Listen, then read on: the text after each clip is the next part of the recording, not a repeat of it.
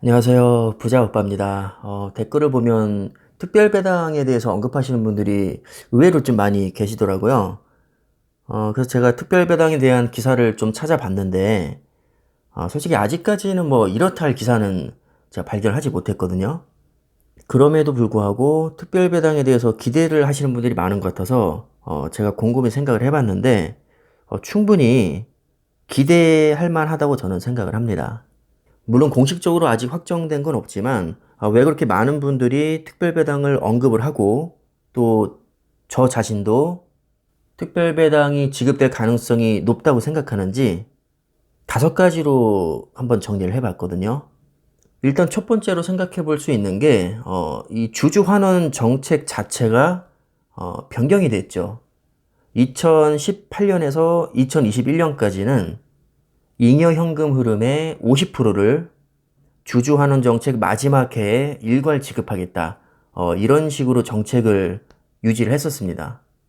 여기서 조금 헷갈릴 수 있는데 이 잉여현금 흐름이라는 것은 한마디로 여윳돈이라고 생각을 하시면 됩니다.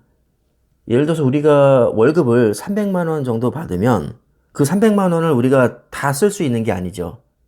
월세를 사시는 분들은 뭐 월세도 나갈 거고요. 자가 소유이신 분들은 뭐 원금과 이자 따박따박 나가겠죠. 그리고 보험료도 나갈 거고 통신비 매달 쭉쭉 빠져나갑니다. 자, 밥도 사 먹어야죠. 관리비 내야죠. 우리 살면서 필요한 용품 이것저것 다 사야 됩니다. 그러니까 따지고 보면 우리 통장에 월급이 300만 원이 찍혀도 우리가 다 쓸 수 있는 게 아니라 그냥 숨만 쉬어도 나가는 비용이 상당히 많습니다. 이것저것 다 나가고 예를 들어서 80만 원이 남았습니다. 그럼 그 80만 원이 진짜 내 돈이죠. 기업도 마찬가지입니다. 기업을 운영하다 보면 여기저기 나가는 비용이 너무나도 많죠. 그래서 이것저것 다 하고 뭐 말하자면 어느 정도 남는 여윳돈을 FCF라고 하고요. 그 FCF를 잉여현금 흐름이라고 합니다.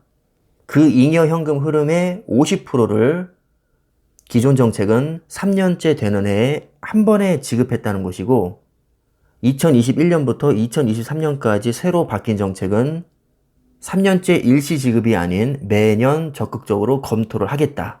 이렇게 정책이 바뀌었습니다. 자, 결국 무슨 얘기죠? 잉여 현금 흐름이 많을수록 배당금이 지급될 가능성이 높다는 겁니다. 왜 하필 이 타이밍에 정책을 이렇게 변경을 했을까요? 저는 분명히 큰 그림이 있다고 봅니다. 매년 우리가 무조건 주겠다까진 아니지만 매년 적극 검토라고 분명히 언급을 했기 때문에 배당 여력이 있다면 매년 지급될 가능성이 저는 높다고 보고 있습니다. 두 번째로 결정적인 이유가 또 있는데 이재용 부회장을 비롯한 삼성 일가에서 납부해야 될 상속세가 무려 12조에 달합니다. 상속세가 정말 미쳤죠. 상속세율이 거의 50%가 넘습니다. 전 세계 탑이죠. 자, 어쨌든 상속세가 12조가 나왔는데, 이거를 뭐 아무리 삼성 재벌이라고 해도 일시 납부할 수가 없습니다. 자, 그렇기 때문에 5년 분납을 선택을 했는데, 일단은 6분의 1에 해당되는 2조는 미리 납부를 했거든요. 그리고 나머지 10조에 대해서 5년 동안 분납을 해야 됩니다. 단순 계산해봐도 1년에 2조를 납부해야 되는데, 야, 1년에 2조를 어떻게 마련을 할까요? 최근 기사를 보니까 벌써 신용대출을 4천억을 받았더라고요. 근데 신용대출 4천억 받아봤자 아직도 턱없이 부족합니다. 2조를 마련하기 위해서는 한참 멀었는데 뭐 여러 가지 방법이 있죠. 주식을 아예 처분할 수도 있고요. 주식을 담보로 해서 대출을 받을 수도 있습니다. 그리고 또 뭐가 있죠? 바로 배당금이죠. 근데 주식을 처분하는 것도 골치가 아픈 게, 이 총수가 주식을 대규모로 처분하게 되면 당연히 주가에 악영향을 줍니다. 물론 뭐 장중에 팔진 않죠. 블록딜 형태로 진행을 하지만 그래도 금방 소문이 나기 때문에 주가에는 좋지 않은 영향을 줄 확률이 굉장히 높습니다. 그렇기 때문에 주식을 처분하지는 않을 거고요. 주식 담보로 대출을 받아도 이자 부담이 상당합니다. 자, 그렇다면 삼성 유족 입장에서 손 안 대고 코 풀 수 있는 가장 좋은 방법이 뭐가 있을까요? 바로 배당금입니다.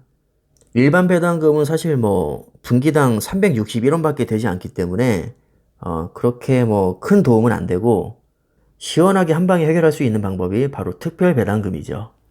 아마도 주주환원 정책을 구상을 할 때 애초에 이 상속세를 좀 염두에 두지 않았나 이런 합리적인 추측도 어느 정도 가능한 상황입니다. 그러니까 상속세를 마련하기 위해서 어거지로 특별배당을 우리는 지급하는 게 아니다. 이런 이미지를 심어주기 위해서 주주환원 정책을 변경한 게 아닌가. 이렇게 생각을 해볼 수 있다는 것이죠. 물론 이것은 뭐 추측입니다. 어쨌든 연결고리는 어느 정도 맞아 떨어지기 때문에 특별배당이 지급될 가능성은 상속세를 봐도 높다고 저는 해석을 합니다. 자, 그 다음에 세 번째로 생각해 볼 수 있는 게 올해 영업이익 전망치가 벌써 50조를 돌파할 것이라는 전망이 이미 나와 있거든요. 참고로 작년 영업이익은 약 36조 정도였습니다. 그러니까 영업이익이 전년 대비해서 무려 40%나 증가할 거란 얘기죠. 실적이 너무나도 좋게 나올 것 같습니다. 자, 실적이 좋게 나오면 아까 말씀드린 FCF 있죠? 잉여 현금 흐름이 당연히 대폭 개선이 됩니다. 그렇게 되면 배당금이 지급될 가능성도 그만큼 높아지겠죠. 단순히 가능성뿐만 아니라 배당 금액 자체도 크게 증가할 수 있습니다. 뭐 어쨌든 돈이 있어야 주는 거니까요. 실적이 안 좋게 나오면 사실 배당금을 줄 수가 없죠. 지금 가뜩이나 TSMC와 이 파운드리에서 정말 치열하게 경쟁을 하고 있기 때문에 앞으로 투자에 들어갈 돈이 정말 많거든요. 최근 행보를 봐도 비메모리 반도체에 2030년까지 133조를 투자하겠다고 했다가 171조로 대폭 증액을 했습니다. 이렇게 지금 투자에 쓸 돈도 사실 버겁기 때문에 만약에 실적이 안 좋게 나오면 특별 배당금은 지급이 되지 않거나 지급이 된다고 해도 소액일 가능성이 높겠죠. 자, 하지만 전년 대비 영업이익이 40%나 증가를 하면 투자는 투자대로 하고 특별배당을 지급할 여력도 그만큼 생기게 됩니다.